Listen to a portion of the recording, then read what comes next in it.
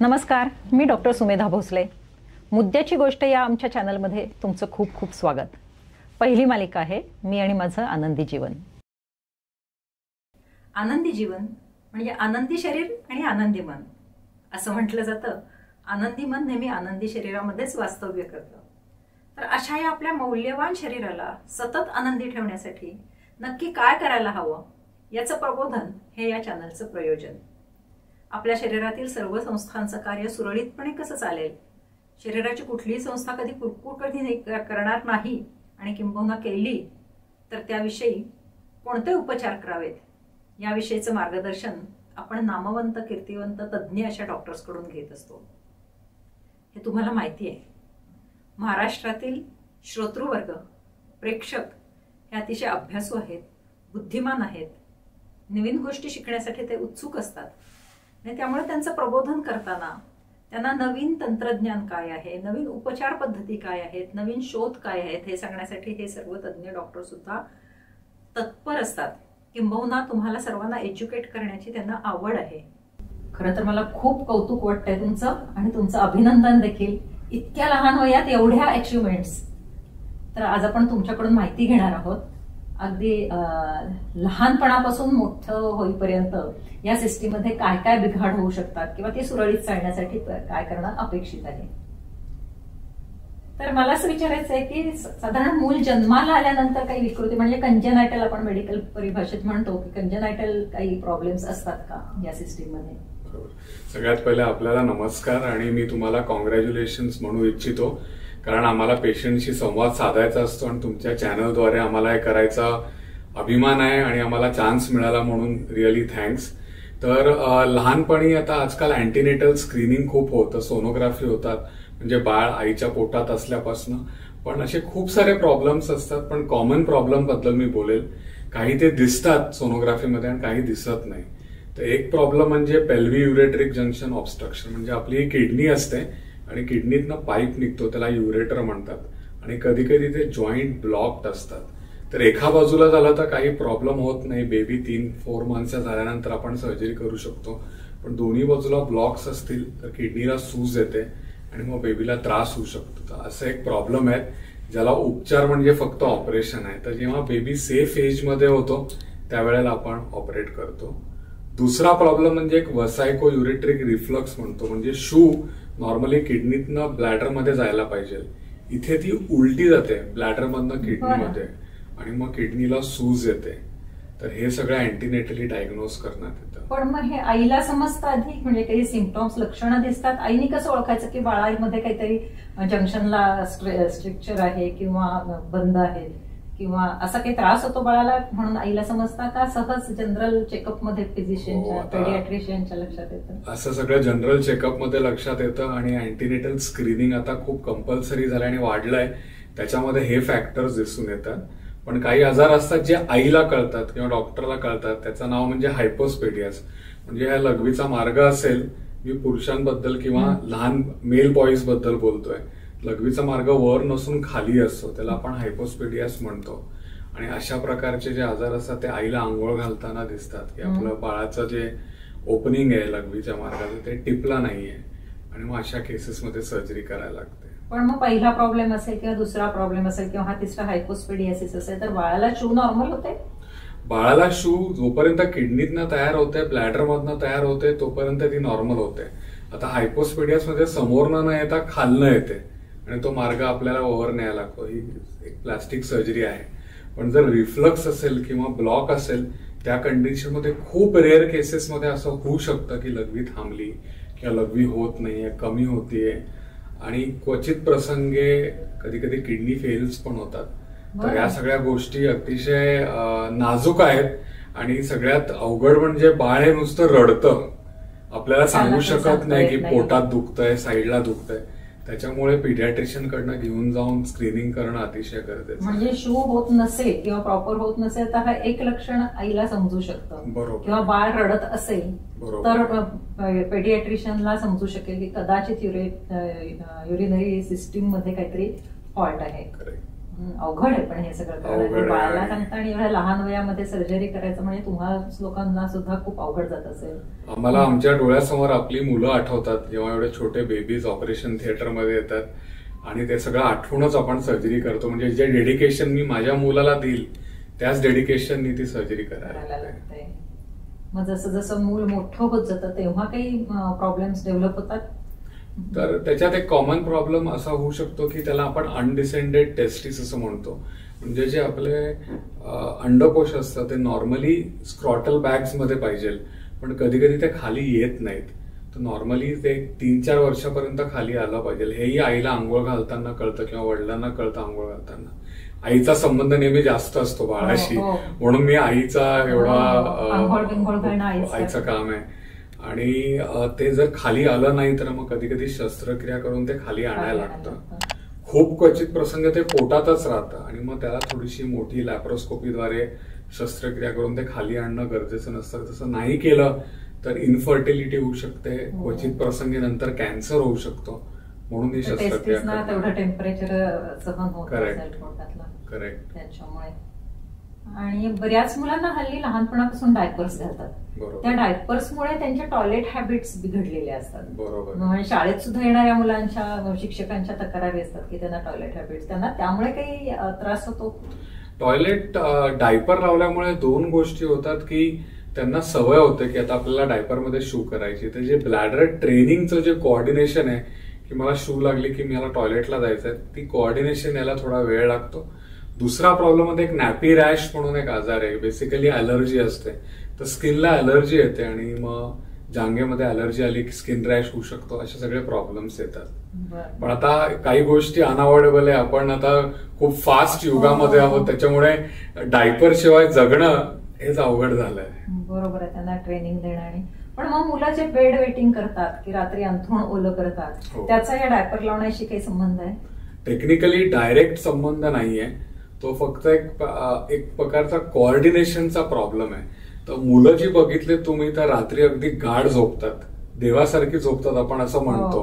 आणि त्यामुळे ब्लॅडरचं काम तर चालूच असतं. किडनी युरिन तयार करतात, फिल्टर करतात आणि मग ब्लॅडर एकदा फुल झालं त्याच्या कपॅसिटी नंतर की ते मग ओपन होतं आणि मग लघवी होते. तर बेड वेटिंग हा काही लोकांना त्रास असतो. युजली 10 वर्षाच्या नंतर तो त्रास आपोआप जातात कारण मुलं ट्रेन व्हायला लागतात. पण अतिशय सोप्या गोष्टींनी तो जाऊ शकतो. आम्ही आपल्या पॅरेंट्सला सांगतो की असं बेड वेटिंगचा त्रास असेल तर मुलाला समोर बसवायचं आणि त्याला सांगायचं की अलार्म लावायचा 2 वाजताचा 4 वाजताचा. अलार्म लावला की उठून शू करायची. रात्री झोपताना चहा म्हणा किंवा कुठल्याही प्रकारचं लिक्विड, पाणी, दूध हे सगळं अवॉइड करायचं ज्यांनी तुमचं युरिन प्रोडक्शन वाढेल.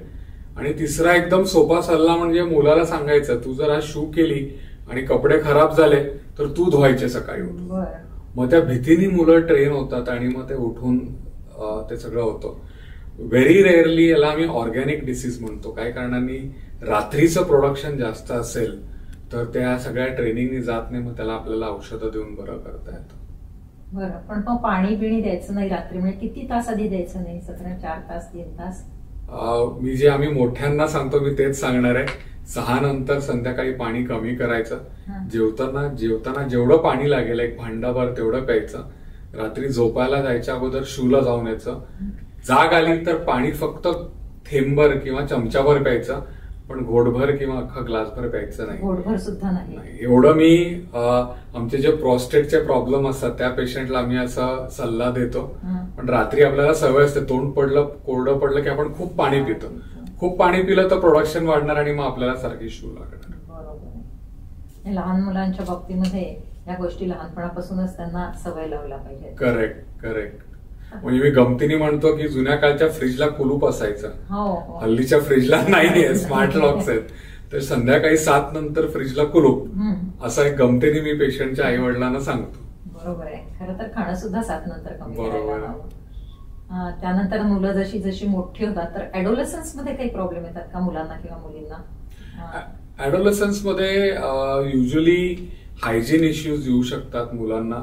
त्यावेळेला सेक्शुअल डेव्हलपमेंट पण चालू असते पण हॉर्मोनल चेंजेस होतात. पण एक प्रकारचा आजाराबद्दल मी सांगू इच्छितो ज्याला टॉर्शन टेस्टिस म्हणतात. ही मेल बॉईज मध्ये होतात. टेस्टिकल्स आपले लटकलेले असतात स्क्रॉटल सॅक मध्ये आणि कधी कधी त्याला पिळा पडतो.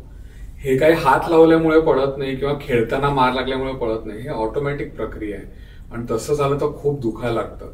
तर पुरुषांमध्ये किंवा मेल बेबीजमध्ये लक्षात ठेवायचं, बॉईजमध्ये जर ते चाइल्ड येऊन म्हणाला की मला खाली दुखतंय खूप, तर अर्जंटली डॉक्टरकडे नेणं गरजेचं आहे. कारण 4 तासात ऑपरेशन केलं तर आपण ते टेस्टिस अंडकोश वाचवू शकतो. नाहीतर मग त्याची ब्लड सप्लाय गेलं, त्याला पीळ बसली की तो मग काढावा लागतं आणि मग फर्टिलिटीवर परिणाम होतो. खरं तर 12व्या वर्षी मुलांना या बाबतीमध्ये आपल्याला एज्युकेट करायला हवं की असं होऊ शकतं. म्हणजे होईलच असं नाही, कदाचित त्याचं पर्सेंटेज खूप कमी असेल, पण जे कमी पर्सेंटेज आहे त्या लोकांना खूप त्रास आहे. जर टेस्टीच्या अस्तित्वालाच धोका असेल तर टेस्टिकल टॉर्शन बद्दल आपण त्यांना एज्युकेट करायलाच हवं. करेक्ट.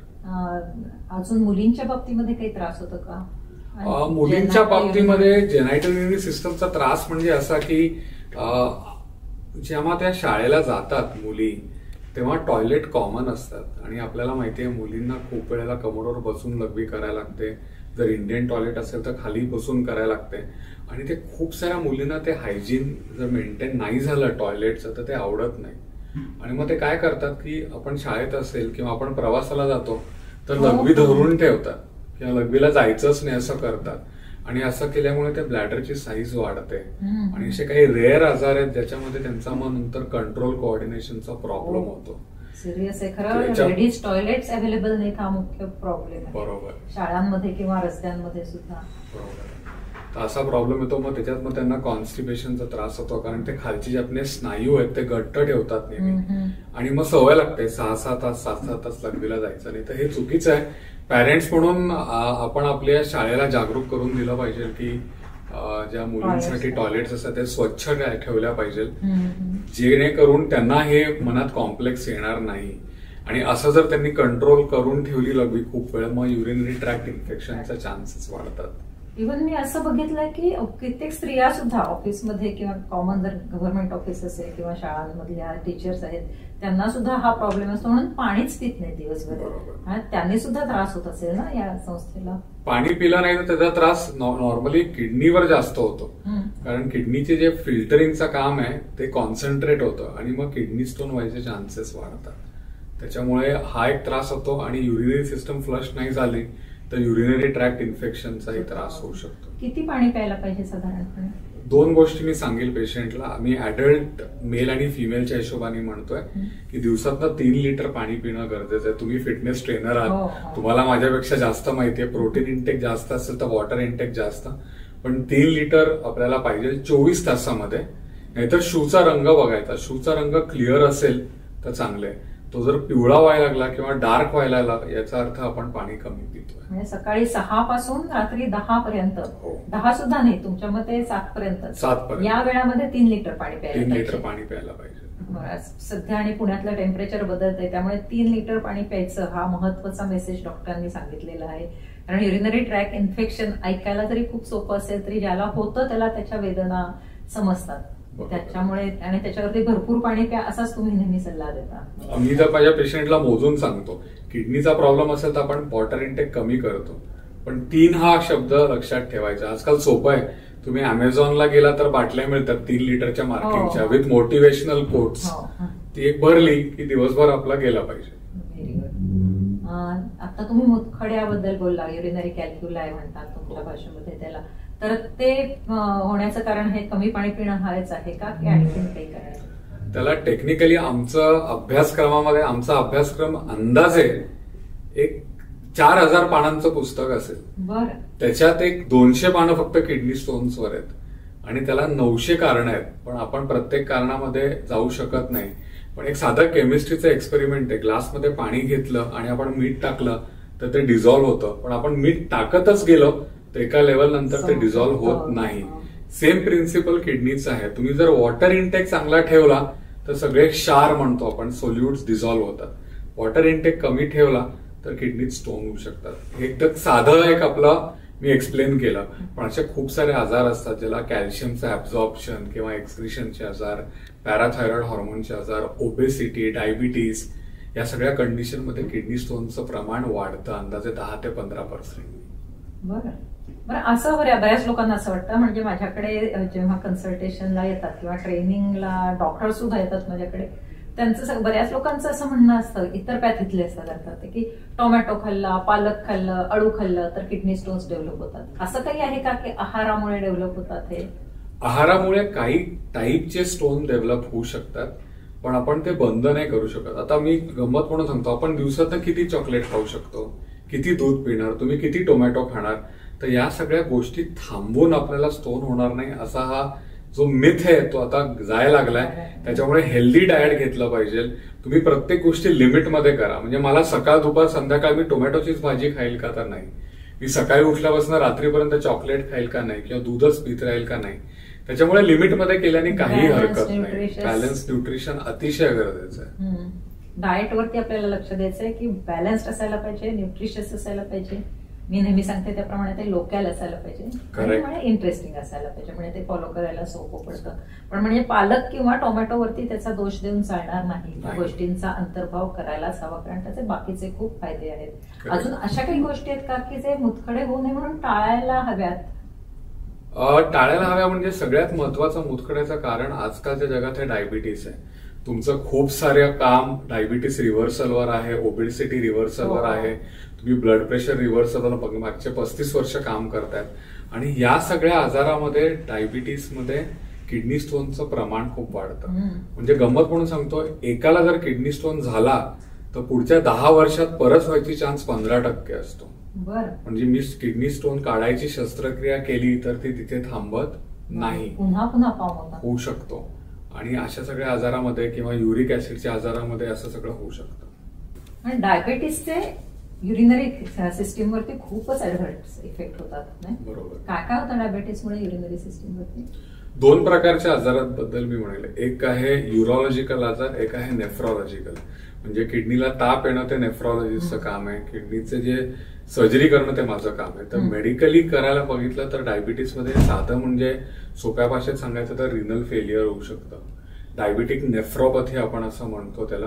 त्याच्यामध्ये किडनीचं फिल्टरेशन काम कमी होतं, स्लोली क्रिएटिनिन वाढतं आणि मग आपण डायलिसिस, रिनल फेलियर पण होऊ शकतं. मी तुम्हाला घाबरवत नाहीये, फक्त जागरूक करतोय की अशा गोष्टी डायबिटीसमध्ये होऊ शकतात.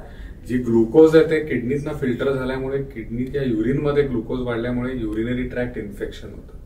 अनेकदा युरिनरी ट्रॅक इन्फेक्शन हेच डायबेटीसचं मॅनिफेस्टेशन असतं. म्हणजे युरिनरी ट्रॅक इन्फेक्शन का झालंय म्हणून आपण फिजिशियनकडे जातो, मग ते शुगर चेक करायला सांगतात आणि मग आपल्याला कळतं डायबेटीस झालंय. आणि आता तर इंडियाला कॅपिटल ऑफ द डायबेटीस असं म्हटलं जातंय. त्यामुळे त्याचा आणि किडनीशी खूपच जवळचा संबंध आहे, कारण डायबेटिक पेशंट आणि शेवटी तो डायलिसिस वरती गेला हे असं ऐकायला. तर या डायलिसिस बद्दल मला जरा माहिती हवी होती, उत्सुकता होती मला.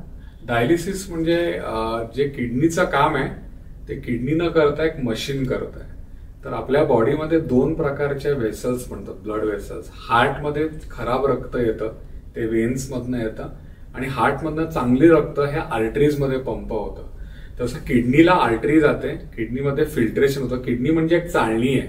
म्हणजे आपण खराब पाणी टाकलं की खराबपणा जो असतो तो फिल्टर करतं आणि चांगलं रक्त परत बॉडीमध्ये येतं. तर सेम जे प्रॉब्लेम आहे, ज्या लोकांना किडनीचं काम होत नाहीये, रिनल फेलियर झालंय, त्यांना आपण डायलिसिस मशीन वापरतो. तर त्याच्यामध्ये एक मेम्ब्रेन असते, ती अतिशय खूप कॉम्प्लिकेटेड प्रोसेस आहे. पण सोप्यापणे सांगायचं म्हणजे रक्त काढायचं आपण, ते मशीनला फिल्टर करायचं, मशीन ते फिल्टर करेल, शुद्ध करेल आणि शुद्ध रक्त परत आपण बॉडीमध्ये सप्लाय करतो. हे काम. पण डायलिसिस जेवढं आपण म्हणतो तेवढं सोपं नाहीये. ते खूप कॉम्प्लेक्स प्रक्रिया आहे. त्यांनी खूप काही लोकांना त्रास होतो, आजार होऊ शकतात.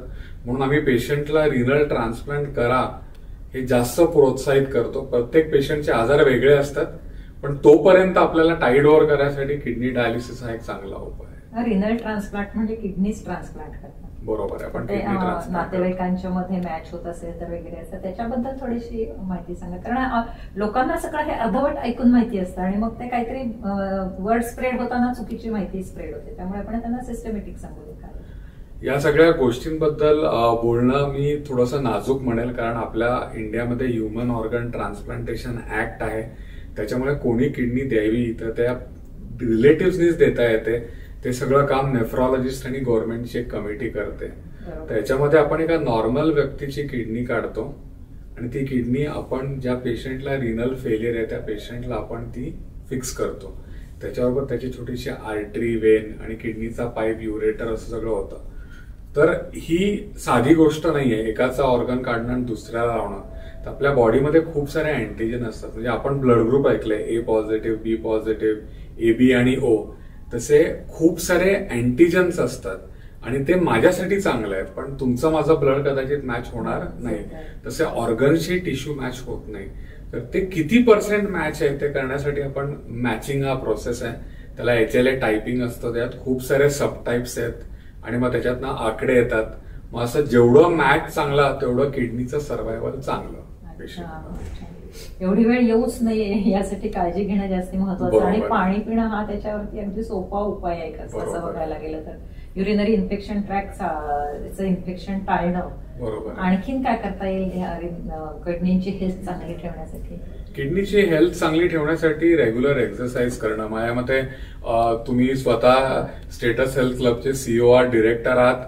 मी तुमचा स्टुडंट आहे. 2दा मी 17 किलो वजन कमी केलंय. सो तुम्ही माझे गुरु आहात आणि त्याच्यामुळे ओबेसिटी न होऊ देणं हे सगळ्यात महत्वाचं आहे. पाणी पिणं. तुम्हाला काही आजार असतील तर आपल्याला काय वाटतं, ब्लड प्रेशर झालं, होऊ शकतो एकाला, स्ट्रेसमुळे होऊ शकतं, हाय लेवल स्ट्रेसचे काम असतात, कोलेस्ट्रॉलचा आजार होऊ शकतो. पण डॉक्टरांकडे गेलं की गोळी चालू होईल आणि गोळी थांबणार नाही. तर मी तुम्हाला म्हणतो, चष्मा लावलाय मी, हा किती वर्ष चालणार? आयुष्यभर चालणार. तर आपल्या डोक्यात असं येत नाही की डोळ्यांनी मी अपंग आहे, माझ्या डोळ्याला चष्मा आहे. जन्मतात नव्हता, आत्ता लागलाय, पण आपल्याला ती फॅशन म्हणून आपण वापरतो. तसं ती सवय झाली पाहिजे. तुम्हाला जर काही आजार असेल आणि डॉक्टरनी काही औषध दिलं तर ते नियमित घेणं गरजेचं आहे. खरं तर हे औषध म्हणजे आपल्याला वरदान आहे, नाहीतर आपलं खूप लवकर डिटिरिओरेशन होईल. आपल्यासाठीच कुणीतरी शोध लावलेला आहे या औषधांचा आणि आपल्या आरोग्यासाठी ते देत आहेत डॉक्टर. अशी श्रद्धा ठेवून नियमित औषधं घेऊन आपले ऑर्गन कसं सुरळीत काम करतील याच्याकडे आपण लक्ष देणं अगदी महत्वाचं आहे असं मला वाटतं. आणि डॉक्टर सांगतायत ते मध्ये स्टुडंट, अगदी मला खूप प्राईड आहे की गेले कित्येक वर्ष ते स्टेटसला नियमित व्यायाम करत असत. आता जास्ती बिझी झाल्यामुळे ते घरीच व्यायाम करतात, पण एवढं बिझी शेड्यूल असताना सुद्धा ते व्यायाम करतात. मी नेहमी पेशंट्सना सांगते की ओबामा सुद्धा व्यायाम करतात, मोदी सुद्धा व्यायाम करतात, अंबानी सुद्धा व्यायाम करतात, हे डॉक्टर सुद्धा व्यायाम करतात. त्यामुळे मला वेळ नाही असं सांगून व्यायाम टाळू नका. आणि आता संधी मिळाली आहे म्हणून सांगते की पाणी भरपूर प्या, जास्ती आहार बॅलन्स्ड आणि न्यूट्रिशियस घ्या, मेडिटेशन करा, प्राणायाम करा. या सगळ्यांचे किडनीवर खूप छान परिणाम होतात. व्यायामाला तर पर्यायच नाहीये. व्यायामाला मी एलिक्झर म्हणतो, एक्सरसाइज इज एलिक्झर. तर तुम्ही संधी दिलीत मला हे सांगायचं मध्ये, म्हणून मी लगेच ती घेतली, कारण हे अतिशय महत्वाचं आहे. सगळे डॉक्टर्स आपल्याला, तुम्ही बघितलं असेल तर प्रत्येक एपिसोडमध्ये व्यायाम करा, व्यायाम करा, व्यायाम करा हे सांगतात. म्हणजे आनंदी शरीराचा महत्वाचा उपचार हा व्यायामही आहे असं म्हणता येईल. तर आज डॉक्टर पंकज जोशींनी आपल्याला मूत्रजनन संस्थेचे विकार याविषयी खूप छान माहिती दिली आहे. पण त्यातला महत्वाचा भाग म्हणजे प्रोस्टेटचे आजार हे राहून गेलेत. ते आपण पुढच्या एपिसोडमध्ये बघणार आहोत, कारण आपल्याला ते अतिशय डिटेलमध्ये समजून घ्यायचे आहेत. तर आपण आता डॉक्टरांचे धन्यवाद म्हणूयात आणि त्यांना पुन्हा पुढच्या एपिसोडमध्ये बोलावूयात. धन्यवाद. तुम्हाला मी पुन्हा एकदा रिक्वेस्ट करते की आमच्या चॅनलला सबस्क्राईब करा, शेअर करा आणि लाईक करा. जेव्हा तुम्ही शेअर करता तेव्हा जास्तीत जास्त लोकांपर्यंत ही माहिती पोहोचते. सबस्क्राईब कराल तेव्हा तुमच्यापर्यंत आमचे व्हिडिओ लवकर पोहोचतात. त्यामुळे तुम्हाला विनंती आहे, like, subscribe and share. Thank you.